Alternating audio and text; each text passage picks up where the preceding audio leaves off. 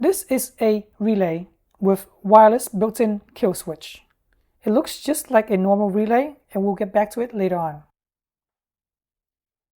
Here is the factory relay from Hyundai.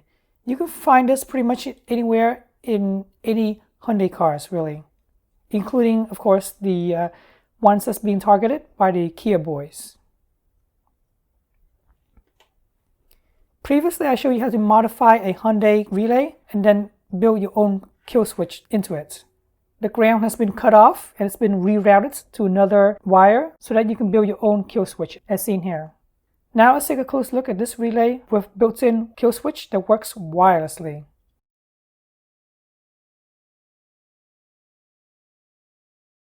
The length and the width is identical to the Hyundai relay.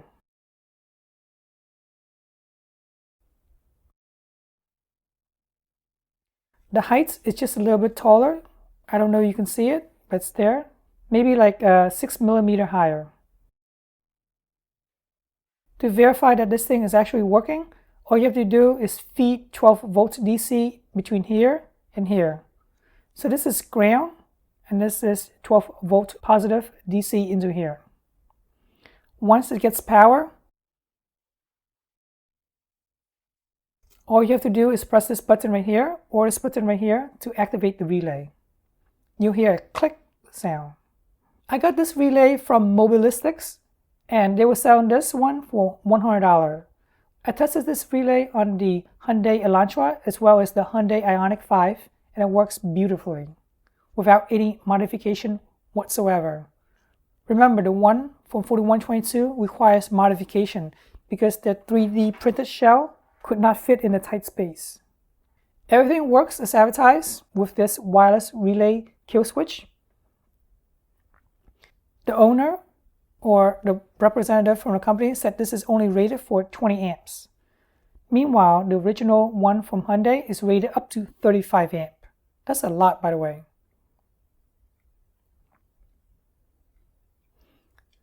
So to make it work, all you have to do is pop the original relay out and then pop this thing into its position. Now, to turn on your car, you would have to press on the brake and then press the remote, assuming that you have the Hyundai Ioniq 5.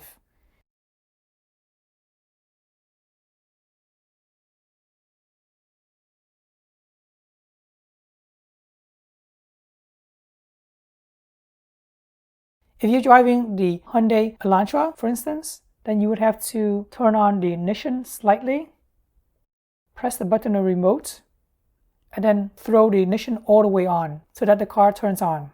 Now, Mobilistics, the company, is kind of stingy. They only sent me one remote, and if you want to buy a second remote for backup, then it will cost you another $33, $35. I'm happy to tell you that you can buy the same exact relay from China, directly from China, from AliExpress, for about $50. That includes 2 remotes. I haven't gotten it yet, but once I got it, I can confirm in the comment section whether it works or not, as this wireless relay right here. Also, if you're curious, what happens if you run out of battery for this remote and you need to drive? Well, I'm happy to say that there is an emergency override, and you have to do a bunch of sequences.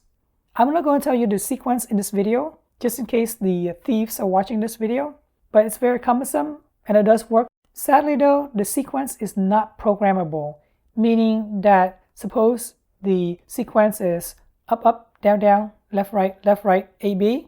If that's the sequence for this relay, then it's the same and applicable as other relays as well. So assuming that the thieves know what the sequence is for this relay, then they can do the exact same thing for other cars as well. You cannot change it whatsoever. It would be nice if you can change it, so that way instead of up, up, down, down, left, right, A, B, you can do up, up, down, down. That would be nice. Maybe that's a feature in the future. But for now, it is what it is. There's no options to change the program whatsoever. Alright, hopefully this video helps you decide which relay to get for your car, whether you want a wireless one or you want a wire one with buttons. I really appreciate you guys subscribing to my channel, liking this video, and thanks for watching.